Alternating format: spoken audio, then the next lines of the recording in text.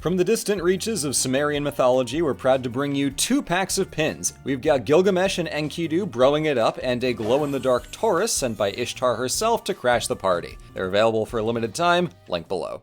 I don't think we talk enough about the fall of Babylon, and that's coming from someone who has literally never talked about the fall of Babylon. Yes, that sounds crazy, and yes, I have been losing my mind about this for 2 weeks straight, but hear me out. The Babylonian civilization literally invented trigonometry, wrote the star charts we still use, and was home to the most legendarily opulent architecture from the Bronze Age down through the Classical period. Babylon influenced every society in a 2,000-mile radius for hundreds of years and continued to shape Near Eastern culture in the millennia that followed, but Babylon itself lacks the dramatic denouement characteristic of so many neighboring societies. For all the impact it made when it was thriving, Babylon's downfall is fully absent from our popular conception, and when compared to their neighbors like Egypt, Rome, Phoenicia, and Persia, who all have cultural legacies reaching to the modern day, Babylon has a conspicuous lack of direct successor states. The original Bronze Age Babylonian Empire ran from the 19th to the 16th centuries BC, and then one full millennium later, the classical era Neo-Babylonian Empire ruled for just shy of a century, from 626 to 539 BC. So while we have dramatic biblical tales of Babylon raising a tower to the heavens and getting the almighty backhand of God for their hubris, on the whole their downfall is murkier because it happened at several points, but also in none of them. Those Babylonians left a wily historical legacy, but I think we can pin them down. So, to figure out when Babylon fell, how, and why that question is so fascinating, let's do some history.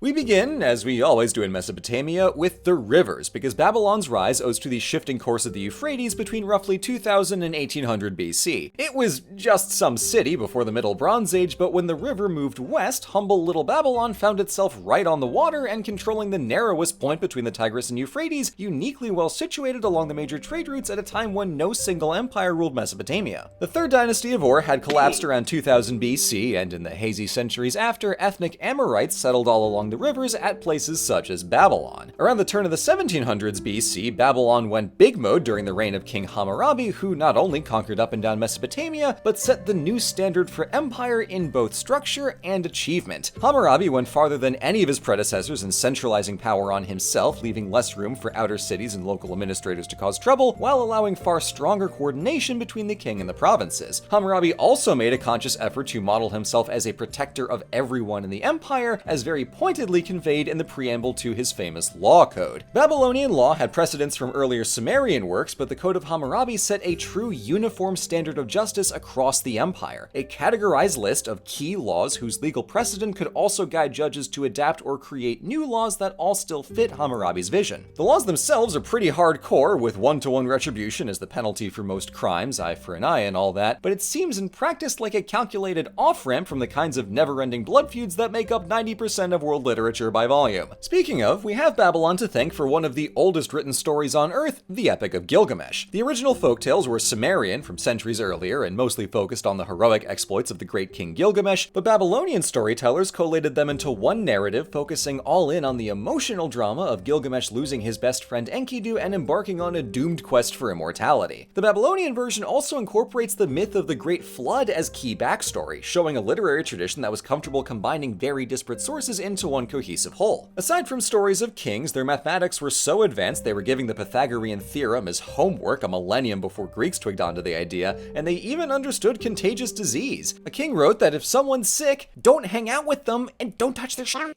The strength of their writing and overall cultural heft made their Akkadian tongue into the diplomatic language of the Near East, and their ideas traveled right along with it. For 150 years after Hammurabi's death, Babylon was the grandest and most accomplished imperial city in the Near East, but here we find their first fall in 1595 BC, as the newcomer Hittite Empire from Anatolia swept down the Euphrates, sacked the city and deposed the dynasty, and then just went back home. I mean, you know how these things happen. You get caught up in all the excitement, don't pay complete attention to what you're setting fire to, and only hours later you realize, oh crap! That was Babylon! In the wake of the chaos, the Kassite people from the east swooped in to take the kingdom for themselves as the new ruling dynasty. But tellingly, they didn't change much. Babylon remained the capital, Akkadian stayed the primary language, and later Assyrian conquerors had the same idea that Babylon in itself was valuable, even after the original Babylonians were sacked and deposed. Long before Rome, this may be the first case of a civilization outlasting their own fall through the power of sheer vibes, and I respect that. By the 800s, the Assyrian Empire was the major player, but the biggest change came from ordinary people, as by this point Mesopotamia had a second main language in Aramaic, written with an alphabet that was far easier to learn and use than cuneiform. So when a new dynasty in Babylon asserted its independence from Assyria and sacked their capital in 612, they had created a Neo-Babylonian empire not on the basis of the ethnicity or language of old, but that it was the city of Babylon at the imperial helm again. And from 605 to 562 BC, King Nebuchadnezzar II splashed every ornamentation on his capital to make it worthy of that ancient mantle. According to a very impressed, but certainly exaggerating Herodotus, Babylon was an exact square surrounded by the river, canals, and giant brick walls, with magnificent gates and broad processional roads all framing massive palaces, gardens, and temples, such as at Temenanki, the great six-layer ziggurat which directly inspired the myth of the Tower of Babel. And for whatever reason, unlike the great ziggurat of Ur with its proportions of squares perfectly inscribed within a triangle,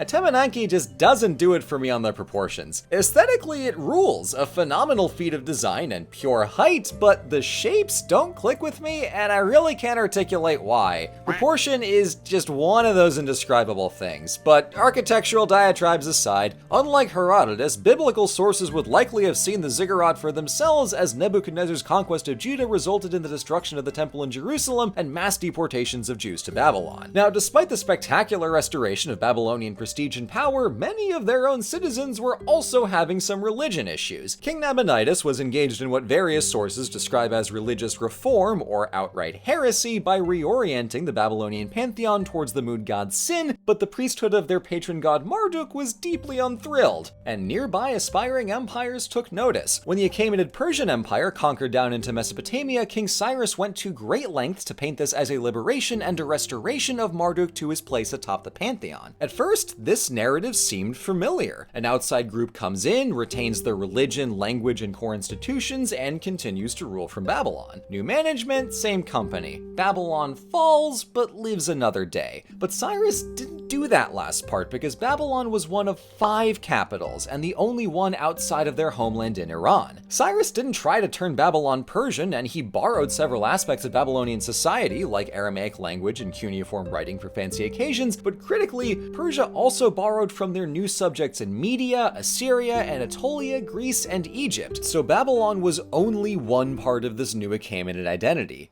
Only one capital. Only Babylon. And that is something they could never recover from. When Alexander, the should have stayed sober, toppled the Persians and planned to make Babylon his new imperial capital, he carefully dismantled Temenanki with the aim of rebuilding it, but died before getting to that crucial second part. So off went the crowning monument of a whole civilization. Sure, he had successors, but none with sympathies to Babylon. His general Seleucus carved out an empire in the Near East, but made a new capital at Seleucia on the Tigris, later known as Ctesiphon to its Parthian and Sasanian rulers. With its usefulness seemingly outlived, Babylon eroded in the centuries after as people simply left. By the time of the Romans at the turn of the millennium, Babylon was a ghost, slowly sinking back down into the floodplains it first rose out of 1800 years before.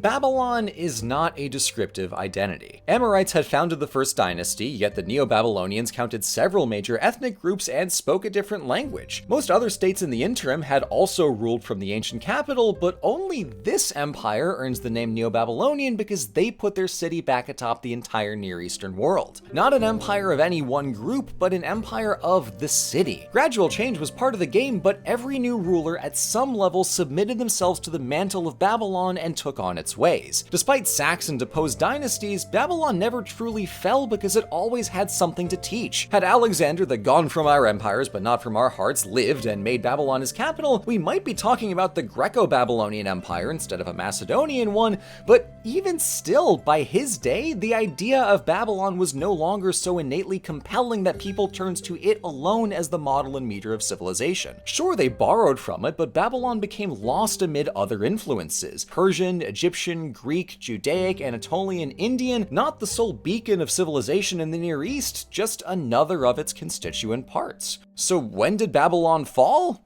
When the rest of the ancient world caught up to it. Thank you for watching. I promised far too long ago that I would cover Babylonian history, and I'm glad to have finally made it happen. My little diversion about the proportions of Etemenanke was originally significantly longer, but I needed to have at least some restraint about architecture. Not a lot, mind you, just some. And if you like shiny things, you can check out our new Gilgamesh pins at the link below.